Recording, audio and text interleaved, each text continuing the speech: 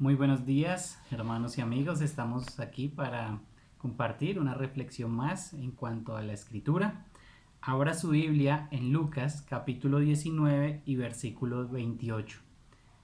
En Lucas capítulo 19, a partir del versículo 28, el escritor nos va a permitir observar la última semana del Señor Jesús antes de ir a la cruz. ¿Sí? Hoy comenzamos este tema y titulado El Rey en el Burrito. Oramos e iniciamos. Padre, gracias por este tiempo, Señor. Permítenos observar tu palabra y compartir lo que ella contiene. Y gracias por estos medios que nos permites para tener también contacto con tu iglesia, Señor. Te damos muchas gracias, Padre, y en ti confiamos. Amén. Bueno, hermanos, usted ya estará allí en Lucas capítulo 19 y versículo 28. Vamos a leer, dice así. Dicho esto, iba adelante subiendo a Jerusalén. Pero dicho qué, bueno, recordamos que él había hablado de la parábola de las 10 minas y de los resultados que estos siervos habían tenido para con su señor. Bueno, dicho esto, iba adelante subiendo a Jerusalén. Él iba camino a Jerusalén. Le esperaba allí la cruz. Pero antes de esto, él por qué iba adelante. Quizá los discípulos quedaron un poco pensativos y rezagados. ¿Por qué? Por la sentencia que había sobre la cabeza del Señor Jesús. Pensar que su maestro iba a morir, iba a ser clavado en una cruz allí en esa semana. Bueno, era algo tremendo que agobiaba sus pensamientos quizá, pero bueno, aquí estaban, un poco rezagados. El Señor iba adelante subiendo a Jerusalén, y aconteció que llegando cerca de Betfagé y de Betania, al monte que se llama de los Olivos, envió dos de sus discípulos. Bueno, Jerusalén en el tiempo de Pascua estaba abarrotada de personas, llenísima estaba la ciudad. Pensemos por un momento en nuestros tiempos, un lugar muy concurrido, ciudades en medio de un gran evento donde no hay lugar en un hotel, donde no hay lugar en casas, donde no hay lugar en sitio donde quizá las familias recibían a sus familiares, allegados a los escribas recibían otros escribas quizá.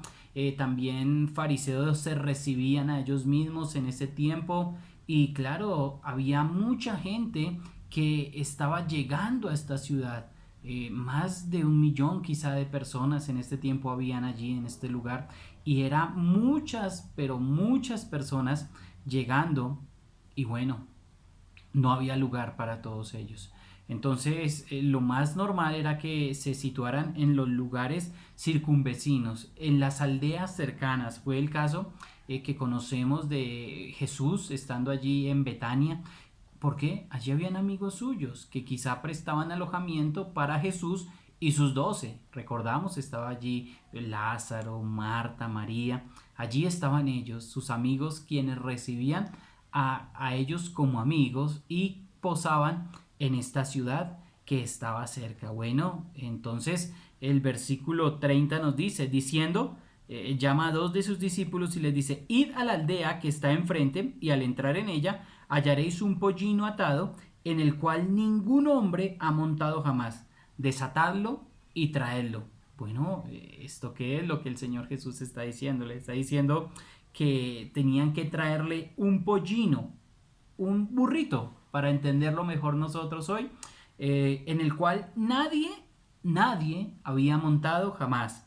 Y si alguien os preguntare, ¿por qué lo desatáis? Le responderéis así, porque el Señor lo necesita. Bueno, el Señor ha de haber tenido trato con los propietarios del asnito, con los propietarios del pollino, con los propietarios del burrito, en algún momento. Bueno, y conocían al Jesús, conocían al Señor Jesús, entonces no iba a haber ningún problema con esto. Bueno, no conocían a sus discípulos, por eso vamos a ver qué pasa cuando ellos están desatando el burrito. Vamos a ver la pregunta de los dueños. Fueron los que habían sido enviados y hallaron como les dijo.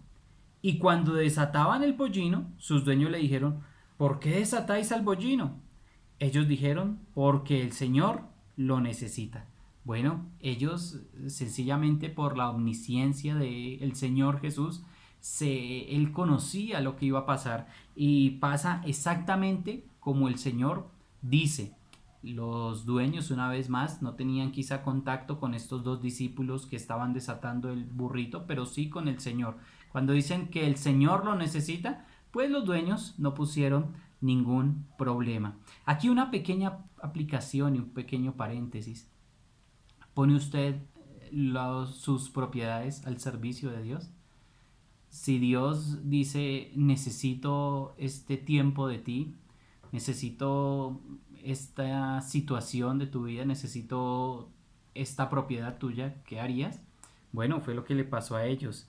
El Señor lo necesita. Dice el 35, y lo trajeron a Jesús y habiendo echado sus mantos sobre el pollino, quizá para hacer algún tipo de forma para que se pudiera sentar el maestro también, dice, subieron a Jesús encima. Y a su paso tendían sus mantos por el camino. Bueno, esta multitud en señal de homenaje ponía sus mantos sobre él. Y algunos, quizá de que tenían derecho al trono, en la multitud había algunos creyentes que sabían que Jesús tenía el derecho al trono. Pero bueno, se sube encima, no solamente porque era lo que hizo quizá en su momento los grandes reyes del pasado, pero también algo muy especial es para cumplir la profecía de Zacarías 9:9. Sí, mi hermano, esto de que subió encima de ese asnito, de ese pollino, es porque cumplió la profecía de Zacarías 9:9 y también lo que el Señor Jesús había permitido revelar al profeta Daniel. Sí, el profeta Daniel también había dicho de esta entrada allí a Jerusalén. Y dice, alégrate mucho, Zacarías, el profeta Zacarías, alégrate mucho y da voces de júbilo, irrumpe en júbilo, porque tu rey viene allí, justo, salvador y humilde. Ellos tendían sus mantos, habían creyentes que tendían sus mantos y a su paso tendían sus mantos por el camino en señal de que entregaban a él ese tiempo y ese propósito.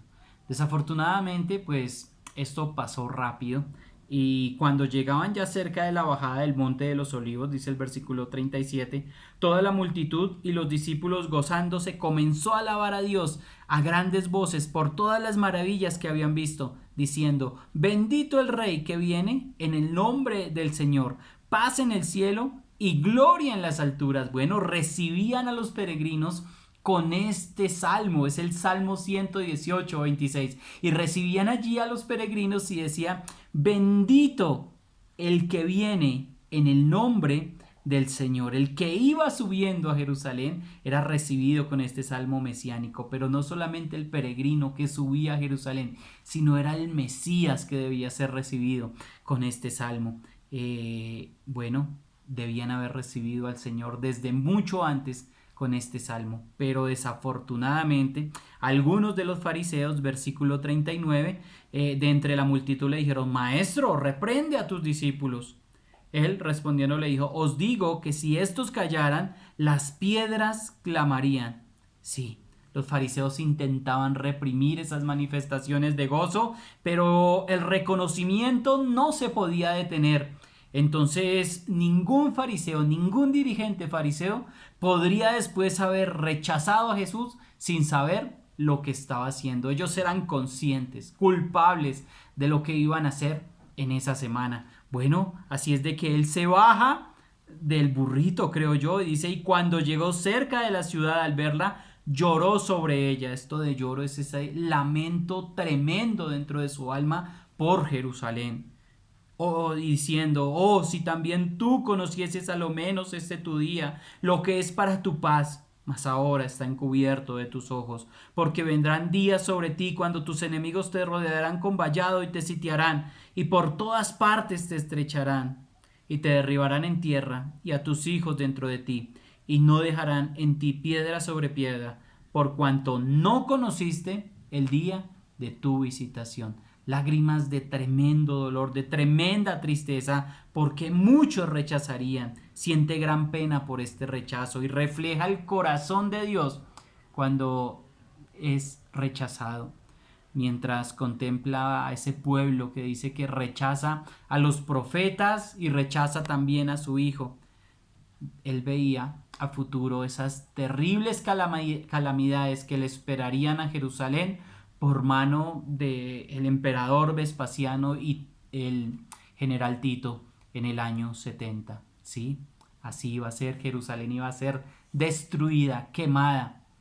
Lo que ellos esperaban como si fuera gran júbilo iba a terminar en tremendo dolor.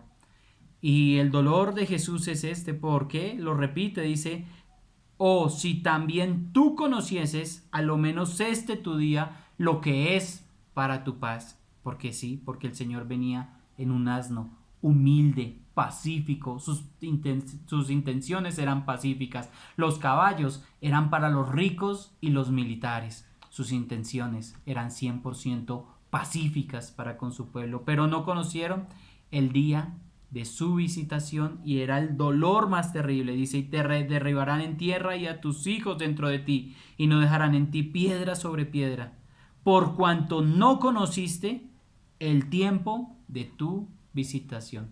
Y tú, hermano, y tú, amigo, ¿estás conociendo los tiempos en los cuales estamos viviendo hoy?